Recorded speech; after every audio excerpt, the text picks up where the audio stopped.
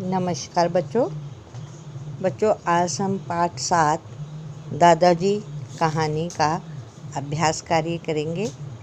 अभ्यास कार्य करने से पहले हमने जो है इस कहानी के बारे में थोड़ा सा रिवाइज कर लेते हैं कि जिससे कि हमें प्रश्न उत्तर करने में आसानी हो जाए।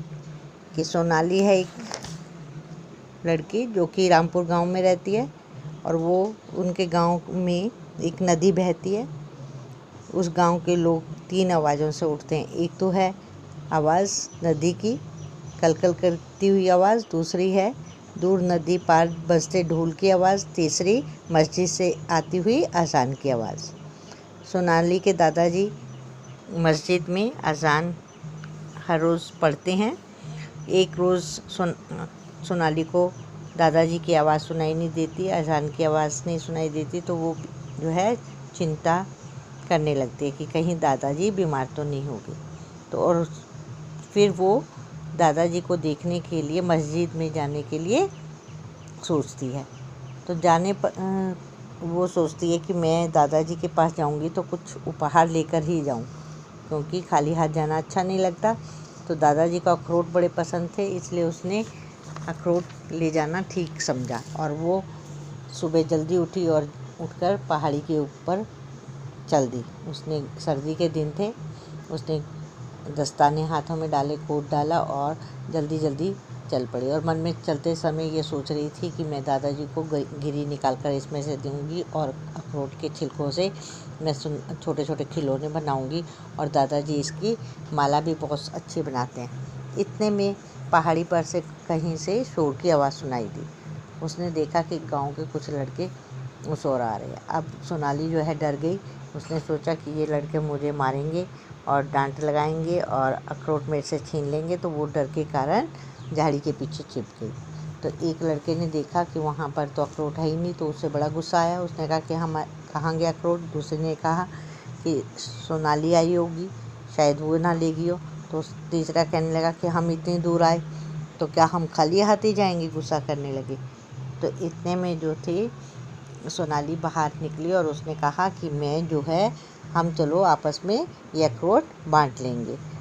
तो उन्होंने बताया कि मैं ये अखरोट जो है दादाजी के लिए लेने आई थी, क्योंकि दादाजी जो है बीमार थे, उनकी आवाज़ नहीं आई थी, तो इसलिए कि उनको अखरोट पसंद है, इसलिए मैं लेने आई थी। तो एक लड़का बोला कि हाँ, सुबह दादाजी किसी से बात कर रहे थे कि उन्हें सर्दी लग गई और जुकाम बुखार हो गया। तो तीसरे लड़के ने कहा कि अखरोट दादाजी को ही दे देते हैं, वे ठीक हो जाएंगे और अजान भी हम फिर से सुन सकेंगे। इसलिए सब ने हाँ में हाँ मिलाई और सब जो है दादाजी की तरफ चल दिया। और तब तक जो है रोशनी भी बहुत हो चुकी थी। सब दादाजी के पास गए, उनको नमस्कार किया, सलाम किया और उनको भेंट दे दी, और जिससे कि दादाजी बड़े खुश हुए। उन्होंने सभी बच्चों को प्यार किया और साथ में गले लगाकर बहुत सारी शुभकामनाएं दी। तो ये कहानी थी दादाजी। तो बच्चों चलो आइए, हम अब जो है हमने इसके प्रश्न उत्तर किए थे, कल हमने प्रश्न उत्तर कर लिए थे। अब इसके बाद हमने बातचीत की बात आ जाती है। पार्ट नंबर 3 हम करेंगे यहाँ से कि बातचीत के लिए सोनाली अपने दादाजी के लिए अखरोट लेकर क्यों गई, क्योंकि दादाजी को अखरोट पसंद थे। ऐसे भी कह सकते हैं और ऐसे भी कह सकते हैं क्योंकि दादाजी बीमार थे, तो उन्होंने सोचा कि अखरोट जो है वो सबसे अच्छी चीज़ है बीमारी में खाने के लिए। नेक्स्ट है आलसी होने का क्या मतलब है, क्या आप आलसी हैं, कैसे। अब यहाँ पर कि आलसी होने का क्या मतलब है कि आलसी यानी कि जो काम ना करे, कामचोर बन जाए, है ना। तो क्या आप आलसी हैं, नहीं। कैसे, क्योंकि मैं हमेशा समय पर काम करती हूँ या करता हूँ, ठीक है ना, तो हम आलसी कहाँ हैं। नेक्स्ट है प्रश्न, सर्दी लगने पर क्या होता है। सर्दी लगने पर क्या होता है, बुखार हो जाता है, सिर में दर्द होती है, खांसी जुकाम हो जाती है। क्या आपको भी कभी सर्दी लगी है, बिल्कुल लगी है। फिर आपने क्या किया, हमने जो है दवाई ली, काढ़ा पिया और जिससे कि हमें सर्दी हमारी ख़त्म हो गई। नेक्स्ट है दादाजी ने बच्चों को क्या दुआएं दी होंगी। दादाजी ने कहा कि बच्चों को सलामती की दुआएं दी हैं कि तुम खूब पढ़ो लिखो, बड़े हो जाओ, जुग जुग जियो, ऐसी दुआएं दी होंगी। आपको कौन सी दुआएं देते हैं आपको कौन दुआएं देता है? दादा दादी जी देते हैं, माता पिता देते हैं और बड़े देते हैं हमें। ठीक है।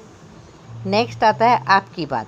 आपकी बात पहला है, सोनाली के दादाजी को अखरोट पसंद थे। इस लाइन से हमने संबंधित प्रश्नों के उत्तर देने हैं। आपके परिवार में किसे क्या पसंद है?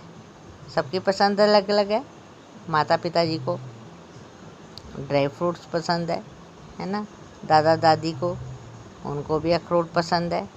पता करके बताइए। ये आपने अपने सभी परिवार के सदस्यों से उनकी पसंद पूछनी है और फिर बताना है।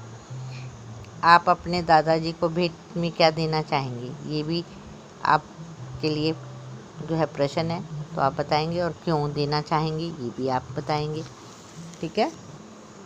नेक्स्ट आता है प्रश्न नंबर 2। कहानी में पूरा गांव रोज़ 3 आवाज़ों से जगता था। पहले नदी की पानी की आवाज़, दूसरी दूर नदी पर बजते ढोल की आवाज़, तीसरी मस्जिद की मीनार से गूंजती अजान की आवाज़।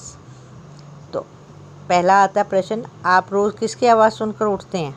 किसकी आवाज़ सुनकर उठते हैं? मंदिर की घंटी की आवाज़ सुनकर, है ना, या फिर कोयल की आवाज़ सुनाई देती है हमें। ठीक है। सुबह किस किस की आवाज़ें सुनाई देती हैं? सुबह हमें मंदिर की आवाज़ सुनाई देती है, अजान, मस्जिद से अजान की आवाज़ आती है और कोयल की आवाज़ सुनाई देती है। ठीक है। तो आपके जो आपको जिससे आप उठते हो, जो आवाज़ आपको सुनाई देती है, वो आपने बतानी है। अब आता है भाषा की बात। भाषा की बात में क्या है कि यहाँ पर नीचे दी गई शब्द लड़ी को आगे बढ़ाइए। इसको हमने आगे बढ़ाना है। जैसे अंताक्षरी होती है, अंताक्षरी में हम गाने गाते हैं, लास्ट के शब्द को लेकर यहाँ पर हमने शब्दों को लिखना है, नए नए शब्द बनाने हैं। जैसे डर, डर का रा आ गया, रा से हर, रह है लास्ट में आया, है से हमारा, रा से राम, माँ से मस्जिद, दल, दम, माँ से मक्खी, खीर, र आ गया रंग, ग से गमला। हो गया क्लियर? ला से लालटेन। तो इस प्रकार से हमने शब्दों को बना सकते हैं।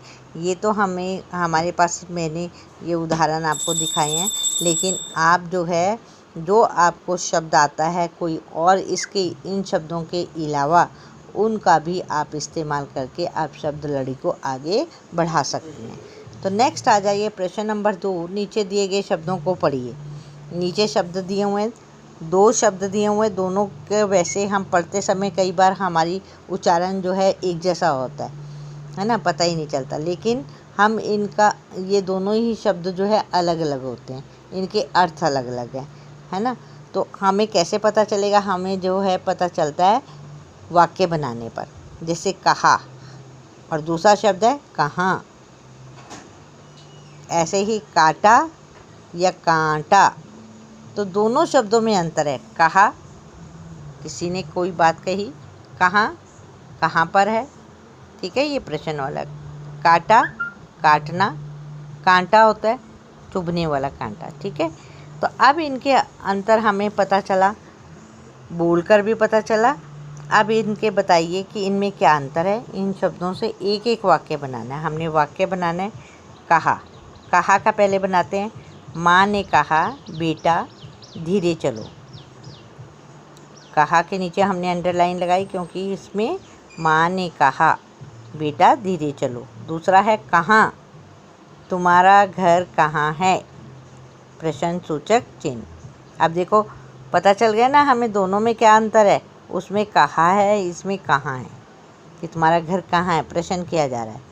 नेक्स्ट है काटा, कुत्ते ने मुझे काटा, है ना, काटा के नीचे अंडरलाइन। फिर है कांटा, कांटा मेरे हाथ में कांटा चुभ गया। अब यहाँ पर कांटा क्या है, फूल के साथ कांटा होता है, गुलाब के फूल के साथ कांटे दिखाई देते हैं ना, वो कांटा, कि मेरे हाथ में कांटा चुभ गया। तो यहाँ पे इसके नीचे कांटा के नीचे अंडरलाइन।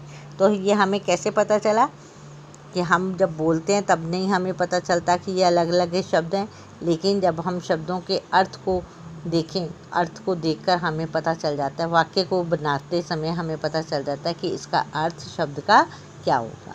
तो हमें उन दोनों शब्दों की भिन्नता का हमें वाक्य से पता चल जाता है। हो गया क्लियर सब बच्चों को? नेक्स्ट आ जाइए पेज पर।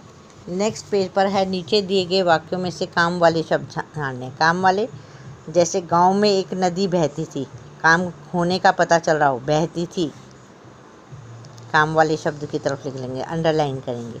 ख, सोनाली पहाड़ी की ओर चल दी, यहाँ पर काम हो रहा है, चल दी नीचे।